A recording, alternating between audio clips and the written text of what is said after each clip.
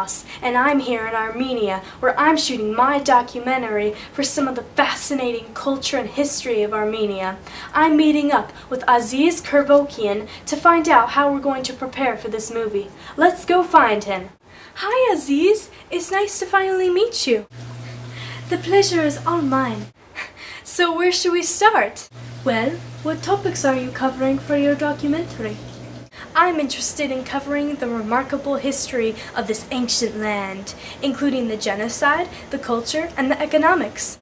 Well, we could go to some good locations in order to get good footage that ties in with those topics. Okay, let's go. What's this place? This is an office of a paleontologist named Eric Peterson. He'll be able to tell you the information that you want to know about the Armenian Genocide. Excellent! Are you Aaron Brinkhouse? Indeed I am. Great! Let's get right to it. It's kind of sad that a quarter of the Armenian population died due to this genocide. Yes. Quite tragic, isn't it? When did this genocide take place? Some historians say that this disaster had begun as early as 1894, but it's usually marked as taking place on April 24th in 1915.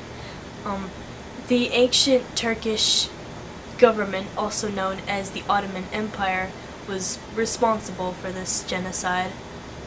What exactly happened on April 24th? 300 Armenian leaders, writers, thinkers, and professionals in Constantinople, Turkey were gathered and they were killed. There were approximately 5,000 Armenians that were butchered in the streets as well as their homes. And unfortunately, the Ottoman Empire also ordered the deportation of 1,750,000 Armenians living in a region of continental Asia called Anatolia, and they were deported to Syria and Mesopotamia. And during this process, several hundred thousand died from starvation, disease, or exhaustion, and several hundred thousands more died because they were massacred by Kurdish militia, and a total of about 600,000 Armenians died in this genocide. Who were the Kurds? They were basically Middle Eastern Turks. What was the purpose of all this? Nobody knows for sure. However, the most commonly thought reason was the Turkish intent to remove the Armenian people from the country of Turkey to create a fully Islamic Turkish-dominated country. The Turks were against Armenians living on the border of Russia and believing in the same religion as the Russians because, well, Russia was known to be Turkey's enemy. So they were afraid that Armenia would eventually side with Russia in the event of war. I heard there was some sort of denial going on after the genocide. The spokespersons for the Turkish government denied that there ever was any genocide. They claim that most of the Armenian deaths resulted from famine, disease, and armed conflicts during the turmoil of World War I. And they often claim that the Armenians attempted genocide against them.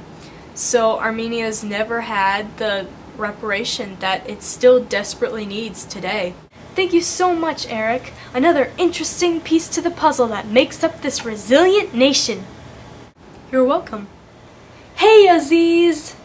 Hello, Aaron. How did the interview go? It went very well. I got a lot of information. Glad to hear it. Shall we continue? Of course. I still have to cover the culture and the economics. Well, I suppose I could help you cover the topic on culture. I could also show you a nice place where you could take more footage. Alright, let's check it out. Right this way.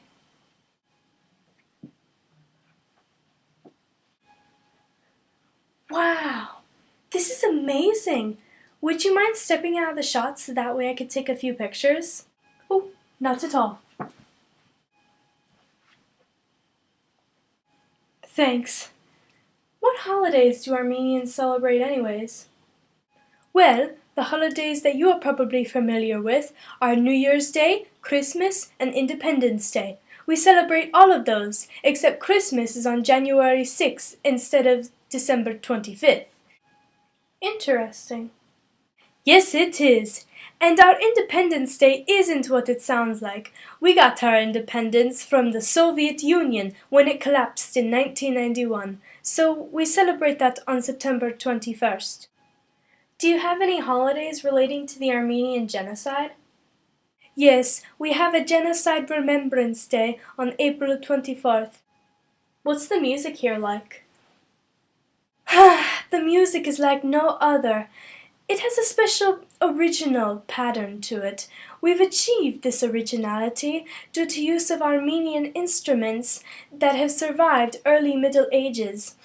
Since ancient times, people have sung folk songs of ritual, labor, and military content. What kind of arts do Armenians enjoy?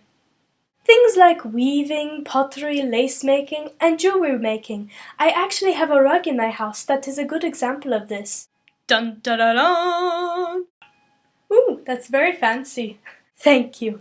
The most ancient branch of Armenian applied art is the art of gold and silver processing. Okay, let's move on to economics. Alright, since Armenia is agro-industrial, I could have you talk to a miner and a farmer. Sounds good. Are you Aaron Brinkhouse? That would be me. Hello, Aaron. I'm Albert.